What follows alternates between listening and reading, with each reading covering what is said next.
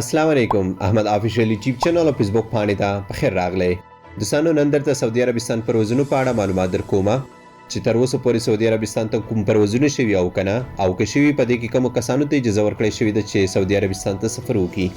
آیا هغو کسانو ته هم اجازه ورکړې شوې ده چې دوی چوټۍ باندې وخت تیر شوی و او یا د دوی ویزې ختمې وې؟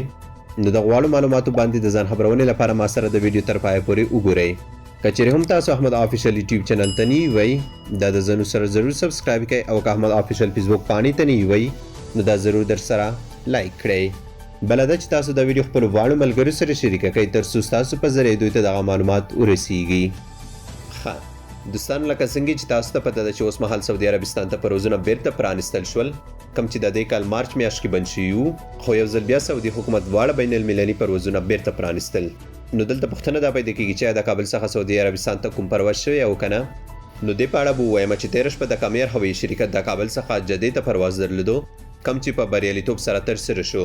په دې کې هغه مسافرو ته اجازه ورکړی شوه کوم چې ویزې ویلډ وي مقصد د دوی ویزې فعالې وي او ورسره د دوی او د فعالې وي او دې سربیره د دوی څخه د کووډ 19 یا کرونا وایرس منفي سرټیفیکیټ هم کتای کېدو. بغیر د کرونا وایرس ټیسټ منفي سرټیفیکیټ څخه د کسانو ته اجازه نه ورکوي کېده چې کامیر هوایي شرکت سره جدې ته سفر وکړي.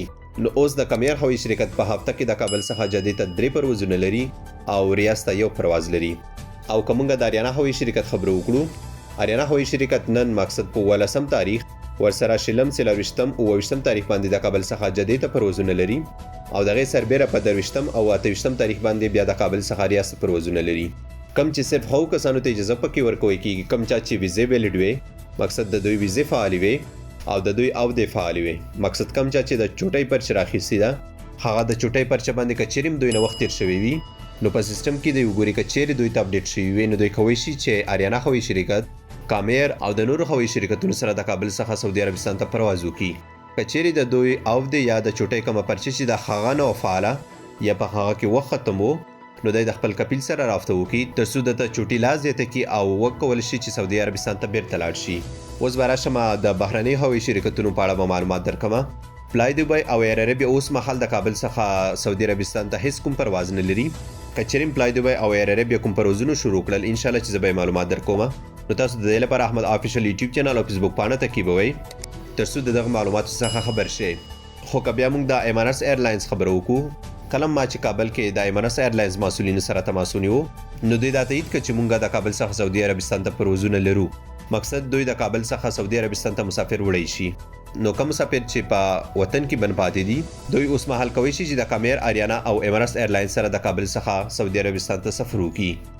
خو په هغه صورت کې چې د دوی ویزې ویلډ وي مقصد د دوی ویزې فعالې وي او د هغې ترڅنګ د دوی او د چوټۍ پرچه کې وخت و نو دا به تاسو په سیستم کې ګورئ. کله چې تاسو دا په سیستم کې چیک کړئ که فعالې وي نو کولی شي چې تاسو سفر وکړئ او که فعالې نه وي نو تاسو خپل کپیل سره تماس ونیسئ. د هغې ترڅنګ د کووډ 19 یا کرونا وایرس ټیسټ هم ضروري دی. بغیر د دې ټیسټ منفي سرټیفیکیټ نه تاسو ته اجازه نه درکوي چې دغو هوایي شرکتونو سره سفر وکړئ. نو الله دې وکړي چې دغه معلومات تاسو ته ګټور تمام شوي وي. که کومه پوښتنه لرئ نو ما نه د وټساپ له لورې پوښتئ شئ. د هغې ترڅنګ د نورو داسې معلوماتو لپاره تاسو احمد آفیشل یوټیوب چینل او فیسبوک پاڼه ته کیبوئ انشاءالله چې زه د دې له لارې درته خپروم. بله دا چې تاسو دا ویډیو خپلو واړو ملګرو سره شریکه کړئ تر څو ستاسو په ذریعه دوی ته دغه معلومات ورسیږي. نور مو په الله سپارم. د الله په امان.